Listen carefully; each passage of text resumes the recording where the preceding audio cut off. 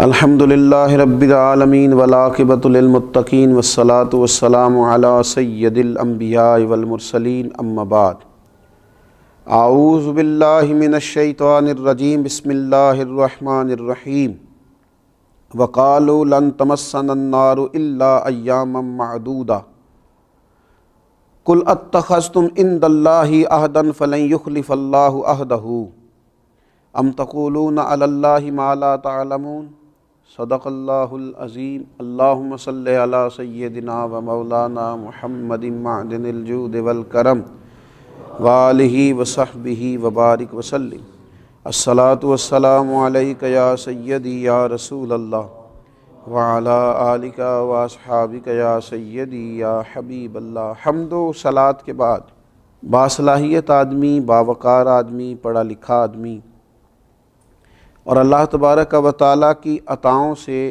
مضبوط ذہنی اور فکری بنیادیں رکھنے والا آدمی بھی بعض اوقات زندگی میں کوئی کارنامہ سر انجام نہیں دے پاتا۔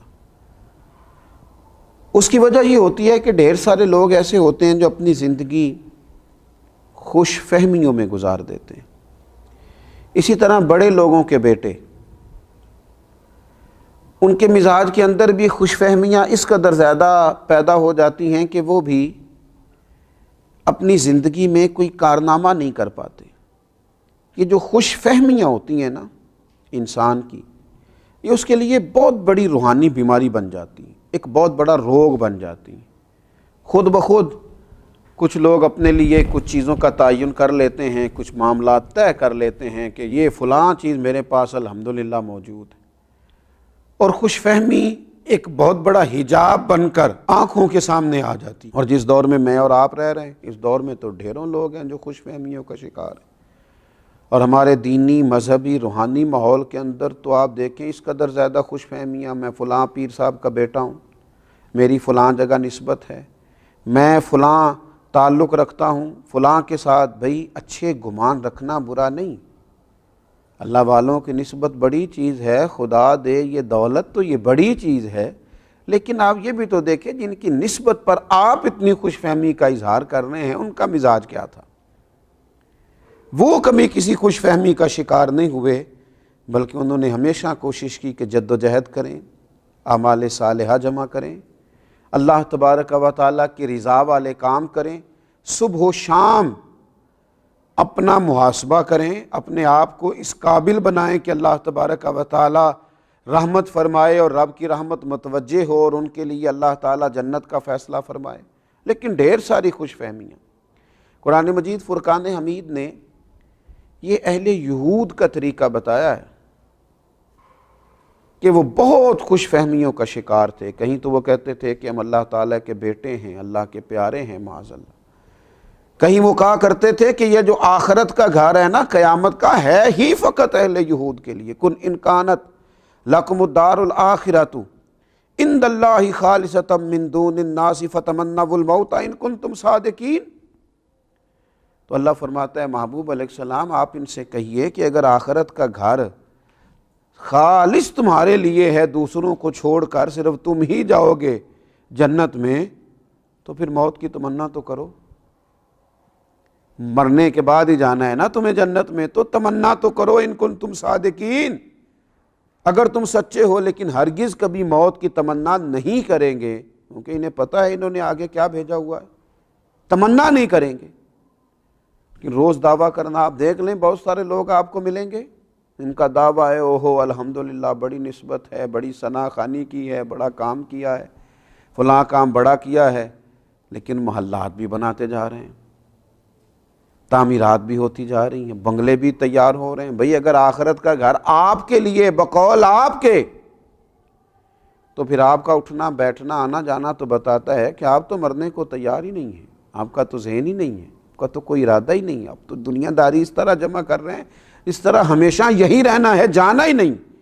خوش فہمیوں سے باہر آیا جائے اور خوش فہمیوں کے خواب سے آنکھیں کھول لی جائیں۔ قرآن مجید فرقان حمید ارشاد فرماتا ہے اہل یہود ہی کے لیے، انہوں نے کہا پہلے تو وہ کہتے تھے ہم جنت میں جائیں گے، پھر کہنے لگے اگر کبھی دوزخ میں گئے بھی تو چند دنوں کے لیے جائیں گے، اور ان میں سے بھی بعض لوگ کہتے تھے وہ چند دن جو ہم نے بچڑے کی پوجا کیا وہ اتنے ایک دنوں کے لیے دوزخ میں جائیں گے، اس کے بعد تو پھر جنت بھائی ہماری ہے۔ تو رب فرماتا ہے وَقَالُوا لَن تَمَسَّنَا النَّارُ إِلَّا أَيَّامًا مَّعْدُودًا، انہوں نے کہا ہمیں دوزخ کی آگ نہیں چھوئے گی بلکہ گنتی کے چند دن، بس گنتی کے تھوڑے سے دن دوزخ میں جائیں گے۔ قُلْ أَتَّخَذْتُمْ عِندَ اللَّهِ عَهْدًا فَلَن يُخْلِفَ اللَّهُ عَهْدَهُ، آپ ان سے فرمائیے کیا تم نے اللہ کے پاس سے کوئی عہد لیا ہے؟ اگر تو تم نے کوئی وعدہ لیا ہے اللہ سے تو پھر تو اللہ تعالیٰ اپنے وعدے کی مخالفت نہیں کرے گا۔ ام تقولون علی اللہ ما لا تعلمون، یا تم اللہ کے متعلق کوئی ایسی بات کہتے ہو جو تم جانتے ہی نہیں، بلا وجہ کی خوش فہمیوں میں مبتلا ہو۔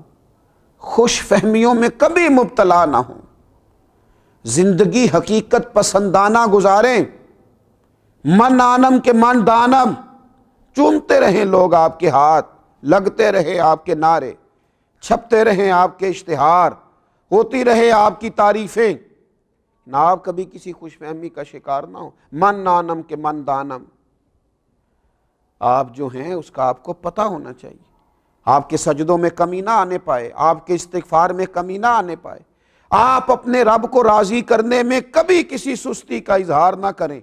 اللہ کے بندوں کی شان یہ ہے کہ والذین یبیتون لربہم سجدا وقیاما، رات سجدے اور قیام میں گزارتے ہیں۔ والذین یقولون ربنا اصرف عنا عذاب جہنم ان عذابها کان غراما، ساری رات سجدے اور قیام میں گزارنے کے بعد صبح کہتے ہیں مالک ہم سے اپنا عذاب دور رکھیو، بے شک تیرا عذاب بڑا سخت ہے، ہمیں سزا نہ دیجیو۔ اور راتی ساری کر کر زاری، نیند اکھاں تھی توندے، تے فجرے اوہی گناہگار کہاون سب تو نیویں ہوندے۔ خوش فہمی میں مبتلا نہیں، امیر المومنین خلیفۃ المسلمین، پیک کرے صدق و صفا، پیک کرے شرم و حیا، داماد مصطفیٰ صلی اللہ تعالی علیہ وسلم حضرت سیدنا عثمان غنی رضی اللہ تعالی، کئی بار میرے نبی پاک علیہ السلام نے فرمایا عثمان جنتی ہے، عثمان جنتی ہے، عثمان جنتی ہے۔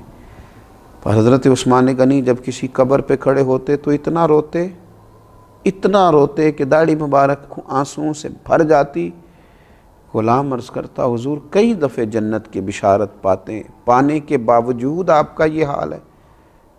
تو فرماتے تمہاری بات درست ہے، میرا یقین بھی کامل ہے کہ مجھے میرے رسول پاک علیہ السلام نے جنت کی بشارت دی ہے، پر جس محبوب نے وہ بشارت دی انہی نے فرمایا تھا کہ آخرت کی منزلوں میں سے، قیامت کی منزلوں میں سے پہلی منزل قبر ہے، جو یہاں سے کامیاب ہو گیا وہاں بھی ہو جائے گا، جو یہاں ناکام ہو گیا وہاں بھی ناکام ہو، لہذا ڈر آتا ہے، خوف آتا ہے، کہیں اللہ تبارک و تعالی ناراض نہ ہو جائے، خوف آتا ہے۔ یہ ہے خوش فہمیوں سے نکل جانا، حقیقت پسندانہ زندگی گزار۔ یہ روگ ہے بہت بڑا، بڑے سارے لوگ ہیں بڑا کچھ بن گئے، میں ٹیچر ہوں، میں بزرگ ہوں، میں قاری صاحب ہوں، میں علامہ صاحب ہوں، میں پیر صاحب ہوں، میں استاد صاحب ہوں، میں فلاں صاحب ہوں، بن گئے بس ٹھیک ہے بن گئے۔